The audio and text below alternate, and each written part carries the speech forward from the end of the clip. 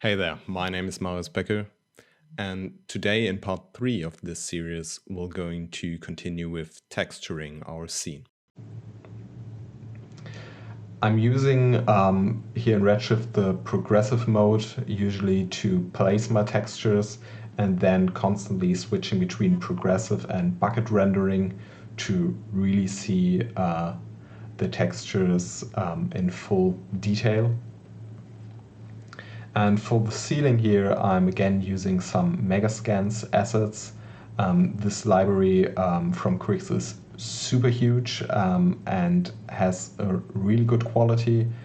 And usually I use a lot of Megascans assets as the base for my textures because their bridge works quite well with Cinema 4D. I can't speak for any other application, but in Cinema it works really well regardless of the render engine you are using. So it doesn't matter if I'm using Redshift or Octane in that case.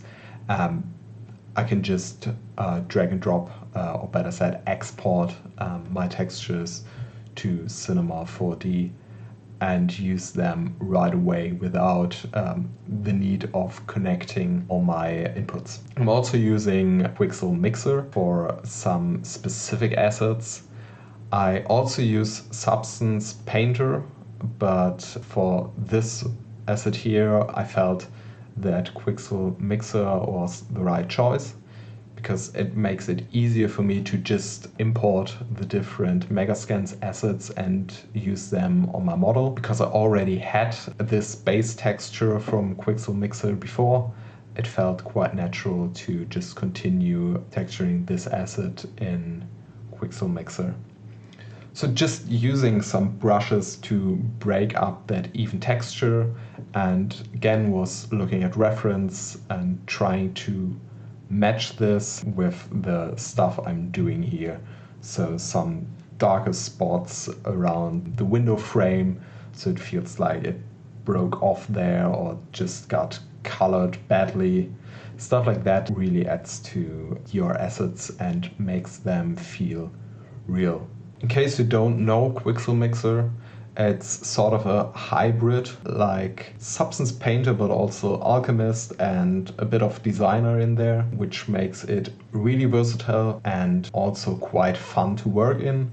So you can generate your own patterns and also blend scans into each other based on their heights, but also texture your own assets, which makes it a quite unique application, which I love to use, to be honest. It's really fun. I'm here trying to understand how the texture is working in the environment compared to the other textures I already got in there. So trying to match the color and then also trying to match the dirt and the feeling sort of those textures, so it all blends together and feels like it's all part of the same structure in that case. For my dirt, I'm using curvature as well as some images to drive the radius of the curvature in Redshift. You can do that pretty easily with change range, which I will also show you in greater detail in a quick tip later on. And I'm also using some decals I got from textures.com, I think, in that case, and placing them on my meshes to make them feel like there was some leakage above or so, or that when the walls got painted, some paint dripped down.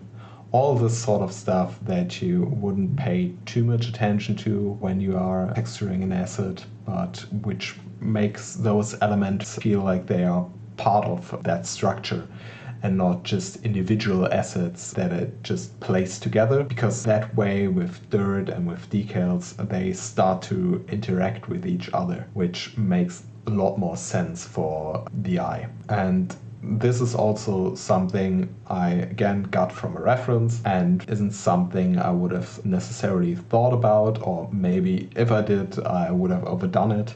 So in that case, again, like I said, reference is really, really important.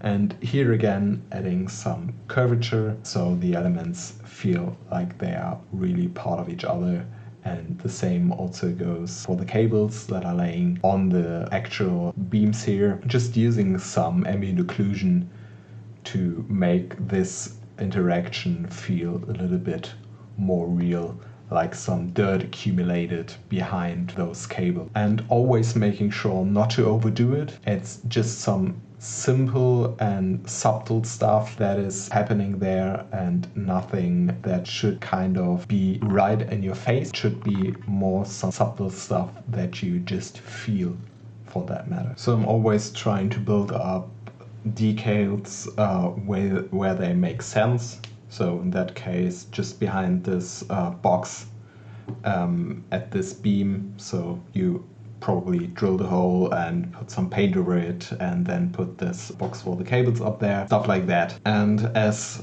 Redshift is missing some projection nodes like you would know them from Octane, most of the stuff gets done via UV maps, which is good and bad at the same time, but it requires you to UV unwrap your assets at least in a rough way, which is what I'm doing most of the time. It's not a perfect UV unwrap, but it's working for the stuff I'm trying to place at that time. Again, using dirt and different textures to build up layers and layers like you would have them in real life as well, because usually in real life stuff is on a surface and then dirt accumulates around it or behind it, but it isn't part of the actual texture itself. So it makes sense to build those things up layer by layer, so it feels like it got dirtier over time and stuff like that, which is really important for the realism in your images. And it's also not about doing some textures in your face, like making something super dirty. It's more about this subtle stuff that you just rather feel and not necessarily see. And for this stuff you not necessarily see, for example, I also got some clamps for the cables, which might not seem that trivial, but add a lot to those images. Because if you just see some cables on the ceiling, it doesn't really feel real, at least to me. So I'm placing some of those clamps, some I'm placing manually, and for the other ones I'm using cloners and then make those editable and do the final adjustments by hand. Again, like the cables before, it's a super tedious process, but it's quite meditating for me to do it that way. Wouldn't recommend doing this on a job, but if you got the time, try to spend as much time on details as you can, as those will make your image feel a lot more real.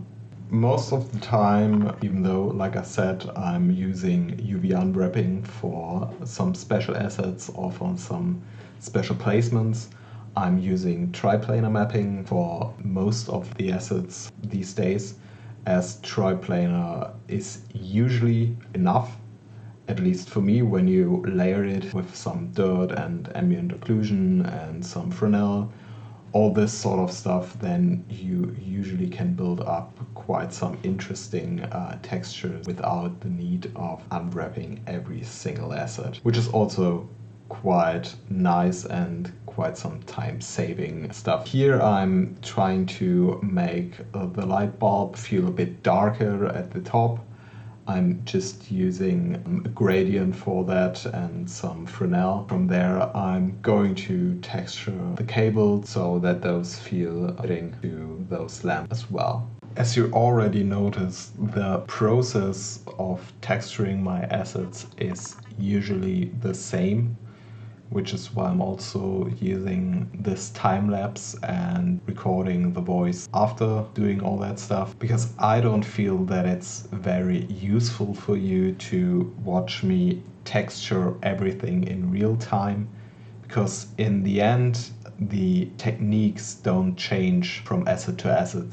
It's always the same techniques of using curvature, ambient occlusion, noises, and some smudge maps to make an asset feel real and to layer different kinds of grime or different materials on top of each other. That being said, like mentioned a lot of times, is know your reference. because just shading stuff without looking at anything won't make a lot of sense. And also those presets here from Redshift for glass and plastic and all that stuff really help you to get a good start at a material without having to always change your parameters. And this is why I also love using Quixel and Substance and all that stuff, because it makes my life way easier and I don't have to recreate every single material. Here for the pins, I'm just using some super simple plastic material with some subsurface scattering, having 2 or 3 different sets of master pins, which are in red and yellow in that case, that are just driving those different instances across the room, so it makes for some nice variation. The pencil that we see here, I'm texturing via vertex maps, as this is the way it was set up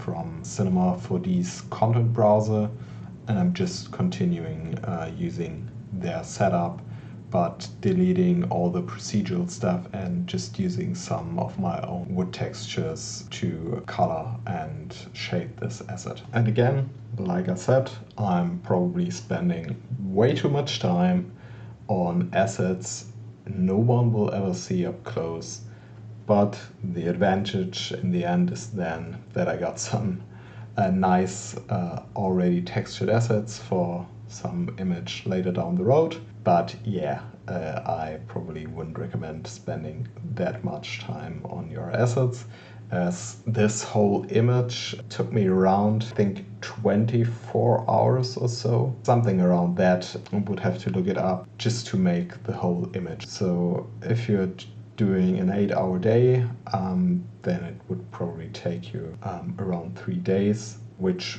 wasn't the case for me because a lot of those assets I modeled before I started recording this tutorial, because I already knew that I would need to use some monitors, some laptops, some chairs, all this stuff, and I wanted to make this as smooth as possible for me, and also not to bore you with modeling each asset of mine and to watch like a 50-hour real-time video of me building every single detail on those measures. Because in the end, like I said, it's really not important if you do it all yourself or if you bought some models. In the end, it's important that it's a nice image. And this is also why I'm using this time-lapse format, because showing you a step-by-step tutorial of how to texture your assets, how to build this room, won't make a better image for you at the end, and wouldn't make for a better tutorial necessarily, I think. It's rather about showing you my process and what I'm thinking here and why I'm doing the stuff the way I do it, and maybe this helps you. Because I don't see much sense in showing you something that would lead to the exact recreation of the image you are seeing here. It doesn't make much sense to me. So this is why I chose this format, in case you're wondering, and also not to bore you too much with the stuff I'm doing here, because it's already a quite long time lapse, and this is why I'm thankful for those ready-made assets, for example, that I don't have to texture myself again, because this is really time-consuming and doesn't change the image at the end. The image at the end is made up of all the things in combination, so shading all that stuff is fun for a few assets, but then it gets very tedious and you're just trying to finish with the asset you're currently working on so you can get to the next and all that stuff. So I highly recommend saving some presets for your materials and also using material libraries, because those can give you a great head start and you don't have to go through the same process again and again, because you're probably doing the same over and over again like I'm doing here. And because of that, it makes a lot of sense to use something like the GSG monomaterial collection or everyday material collection or Quixel Megascans or Substance Source. All those assets are just there to help you to get a base material to work off from and not to do the same over and over again. Because in the end, if you're doing a job for a client, the client probably won't care if you did all the materials yourself. For personal projects, sure, you can do it. I built a lot of materials, again in that project here, that I made previously already. But my Redshift collection, for example, isn't that big as my Octane collection because I haven't been using Redshift for that long compared to Octane. So there are still a lot of materials I have to build for the first time here in Redshift. So you see me doing a lot of this over and over again for most of the assets here, which is again why I'm using this time lapse, because it gets quite boring after a while. Also, we are looking at me texturing this chair here that I will replace in the end, but at this time I don't know it yet. But this is also part of the process. So this chair I will be able to use in another image and it will be fully textured already and I can use it there. So it's not lost time for me. It's more of a process. It's the same when you're doing some set design for a movie or for a photo shoot.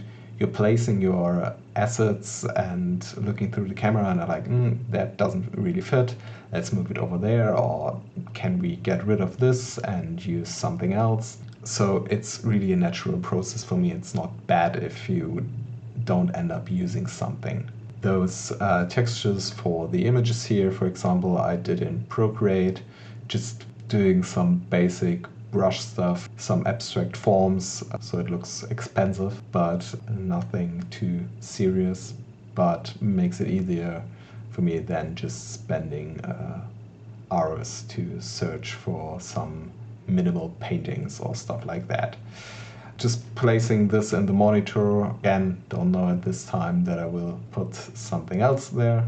But like I said, it's part of the process and it's a natural process, and I wouldn't feel bad if you don't like what you did and start over again or delete some stuff and all this. So this is really not a big deal, to be honest. It's just important to go with the flow and accept it when you aren't happy with something and not trying to force it, just to do what you feel like, to be honest. Now the windows also need some texture just to break up the reflection and the refraction.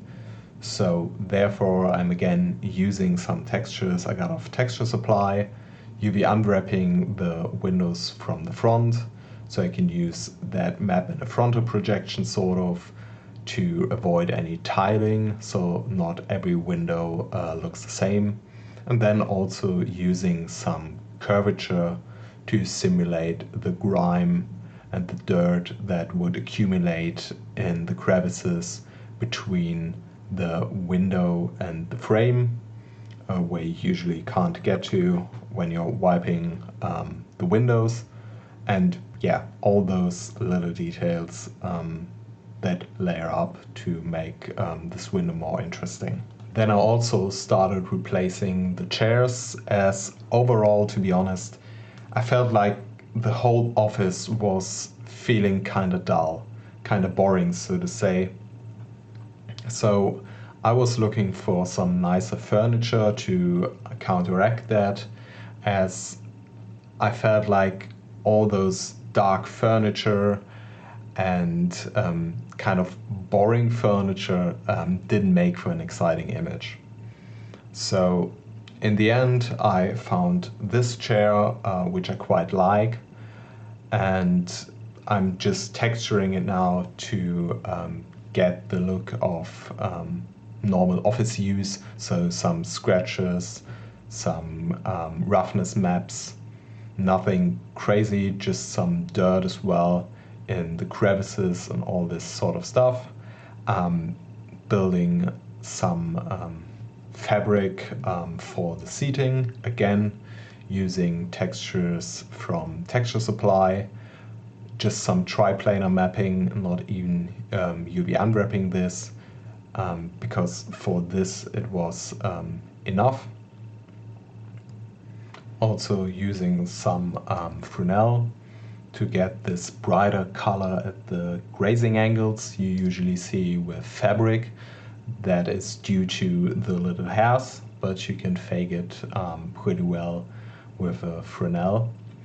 And color correcting the whole fabric to fit the new warmth I was going for with the image.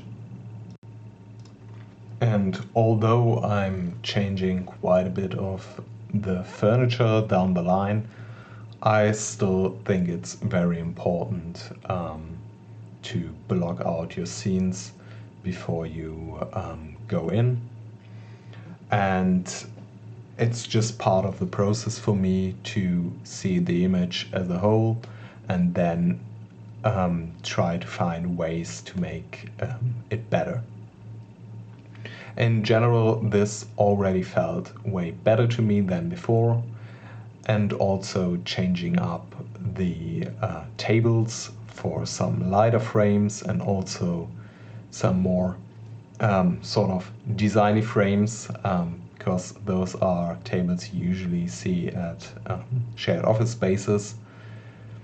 And again, using some roughness maps to break up the reflection of the surface. But in general, this already feels way better to me. And at this point, I was quite happy with the look the image was taking. And then it's just about texturing all the leftover assets, like the clock here, and also adding again some grunge maps, all this to every single asset that I'm using here. And then it's a lot of adjustments here and there to the floor, for example, because it didn't feel quite right to me.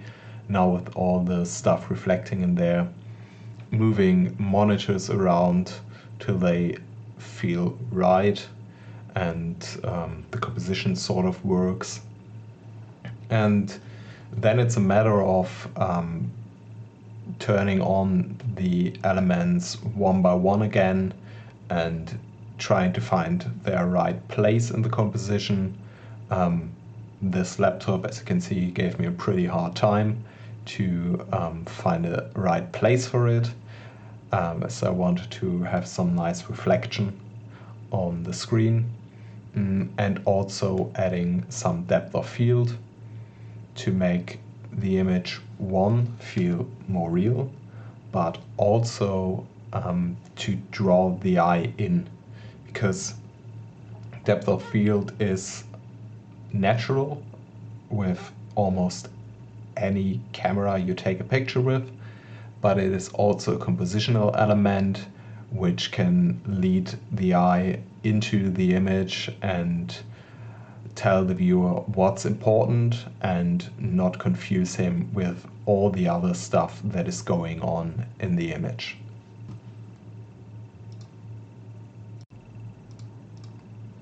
But of course, like with everything, you should never do it, and especially with depth of field, you should be aware that there can only be some amount of depth of field in your image before your scene starts to feel like a miniature. Thank you for watching part 3 of this series, and make sure to tune in tomorrow to check out part 4.